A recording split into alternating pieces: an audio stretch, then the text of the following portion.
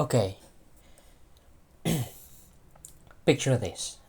It's the 1600s. Europe's out there discovering continents, colonizing half of the planet, and Japan was like, nope, we're good. You guys having fun. Welcome to Sakoku, Japan's 2 century long do not disturb mode. Wait. Actually, I have a question. What exactly is Sakoku? Alright, listen up. It's all started in 1639, when the Tokugawa shogunate basically said, foreigners, get the hell out of my country. Christianity, Jesus for short, illegal. Traveling abroad, don't even think about it. Only the Dutch and the Chinese were allowed to trade. But even then, only from this tiny artificial island that they built, called Dejima, off the coast of Nagasaki. Like, dude, imagine ghosting an entire world for over 200 years. And that's basically Japan for you. And then, in 1853, the US pulled up, like, open up. It's freedom time. Yeah. Commodore Matthew Perry from the US Navy arrives with his massive black ships and enough cannons to make his point. Japan took one look and said, look, we value our architecture and maybe open one port. And in 1854, they signed off the Treaty of Kanagawa, ending their isolationistic country forever. It's basically Japan's hello world moment. But a bit more forceful one, because since the US actually forced them to open up. Fast forward to 1868, and boom, the Meiji Restoration happens. Feudal Japan, gone. Samurai class, retired. Now it's all steam engine, top hats, and Western science. Their slogan, Fukoku Kyohei, which means rich country, strong army. Basically like let's get swole and modern before Europe bullies us again. And guess what? It worked. By the late 1800s, Japan went from rice paddies to rivaling empires of the world. They smacked China in 1894, the first Sino-Japanese War, and took Taiwan along with them. Then, in 1904, they fought Russia. Yes, Russia. And actually won the war against them. Like an Asian country beating a European empire? That was absolutely unheard of. And suddenly everyone was like, wait, Japan's kinda built different. And Japan was like, yeah, we know. By the 1910, they fully annexed Korea, completing their empire starter pack. And now, during the World War One, Japan joined the Ally. Helped out a bit, and then collected German colonies like Pokemon. And those German possession in the China, in Qingdao to be exact, as well as the Pacific, well, they easily took it from Germans. And after the war, they joined the League of Nations, the world's first attempt at the UN. But unfortunately, when they proposed something called Racial Equality Clause, the West said, nah, thanks. Japan, I kid you not, Japan was absolutely disappointed at that, and Japan was like, alright, fine, I'll just invade Manchuria then. And that's exactly what they did in 1931. By 1937, they're at war with China again. Spoiler ahead, things are about to go downhill from now on. And then, in the distance, well, it can be seen. It was about to be fascinating. World War II montage? Check. Rising tension music? Czechs. And in 1940, Japan officially joined Germany and Italy in the Axis power. The bad guys of the global history.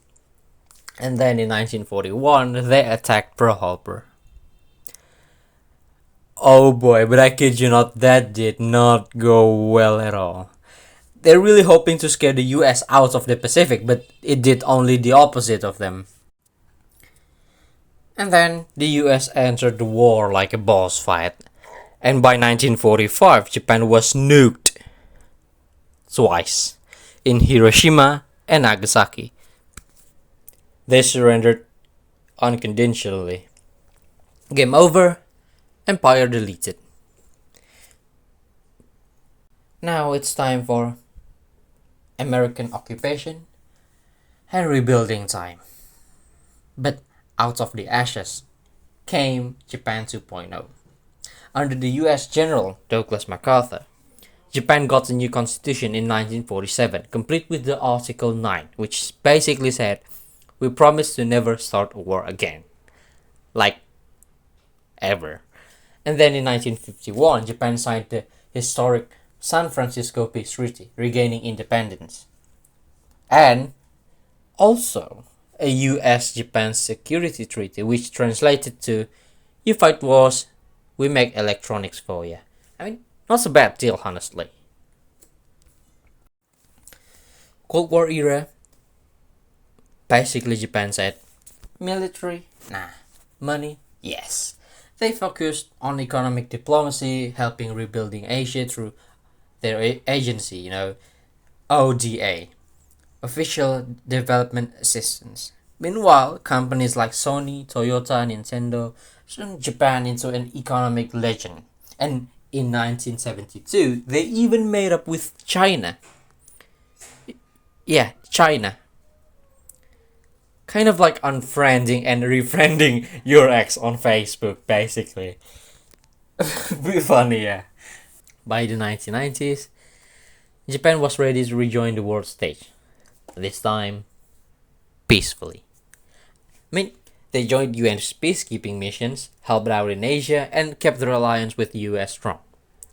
And then suddenly, out of nowhere, and out of the blue, came Shinzo Abe, who basically said, in a rather pervy mode, hey, we can be peaceful, but also a bit assertive. Winking emoji. He pushed for a proactive contribution to peace, and the FOIP, which means Free and Open Indo-Pacific Vision, aka let's keep the ocean calm and China out of trouble. And then modern Japan used clips of Ukraine as well as Indo-Pacific operations. And when Russia invaded Ukraine in 2022, Japan didn't sit out. They didn't exclude themselves.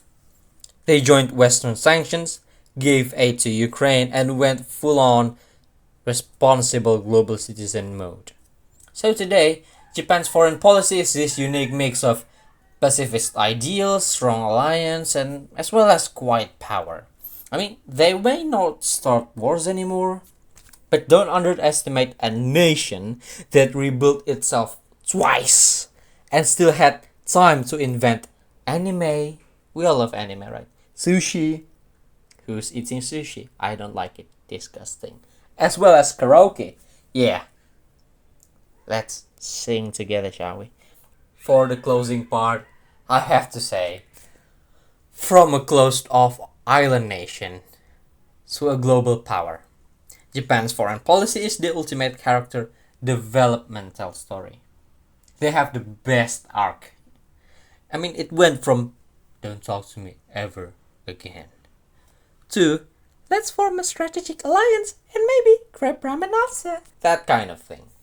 But regardless, I honestly do respect their glow up. I mean, because very, very few countries have ever pulled off a transformation, quite like Japan, really.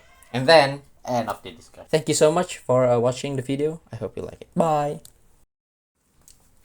By the 1990s, Japan was ready to rejoin the world stage. This time, peacefully. I mean, They joined UN's peacekeeping missions, helped out in Asia, and kept their alliance with the US strong.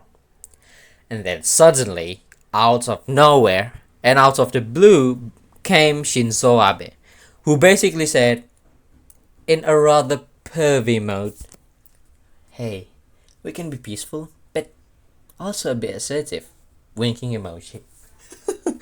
He pushed for a proactive contribution to peace and the FOIP, which means Free and Open Indo-Pacific Vision, aka let's keep the ocean calm and China out of trouble. Cold War era, basically Japan said, military? Nah. Money? Yes. They focused on economic diplomacy, helping rebuilding Asia through their agency, ODA, Official Development Assistance. Meanwhile, companies like Sony, Toyota, Nintendo turned Japan into an economic legend. And in 1972, they even made up with China. Yeah, China. Kind of like unfriending and refriending your ex on Facebook, basically. Be funny, yeah.